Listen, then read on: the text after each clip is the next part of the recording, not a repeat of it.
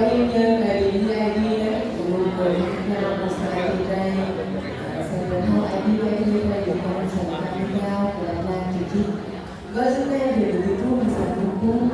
sản phẩm như các ID luôn thì để luôn với các ID tổ chức làm chơi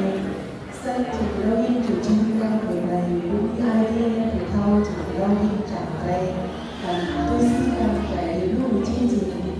cho nên chúng ta học để làm này về